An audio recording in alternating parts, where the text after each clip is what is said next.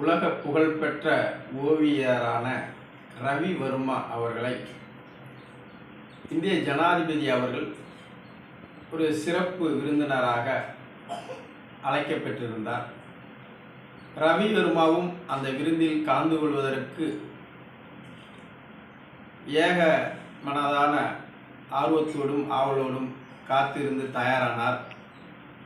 அந்த விழாவிற்கு புறப்படும் போது அவருடைய குதிரை வண்டி ஓட்டிக்கு திடீரென உடல்நிலை சரியில்லாமல் போனதால் அவரை ஆஸ்பத்திரிக்கு அழைத்து கொண்டு சென்றார். அவரை பரிசோதித்த டாக்டர்,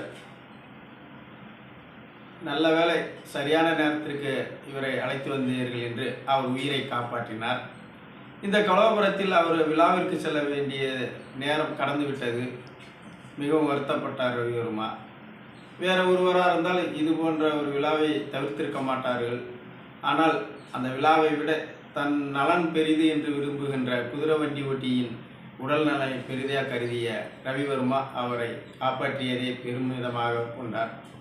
ஆனால் கவர்னர் அலுவலகத்திலேயோ வேறு மாதிரி நிலை இருந்தது. தான் அழைத்தும் ரவி வர்மா வரவில்லையே, என்ன என்று கேளுங்கள் என்று தனது செயலாளரிடம் கவர்னர் கோபித்து கொண்டார். அந்த செயலாளரும் ஏன் விழாவிற்கு வரவில்லை என்று ரவி வர்மாவுக்கு கடிதம் அனுப்பினார். ரவி வர்மா நடந்ததை விவரமாக எழுதி அனுப்பினார்.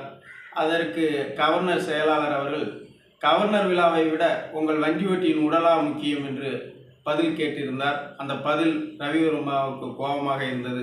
ஆமாம், ஒரு உயிர் போய்விட்டால் மீண்டும் வருமா, அதனால் என் வண்டி ஓட்டியின் உயிர்தான் முக்கியம் என்று ரவி வர்மா எழுதி அனுப்பியிருந்தார். நன்றி.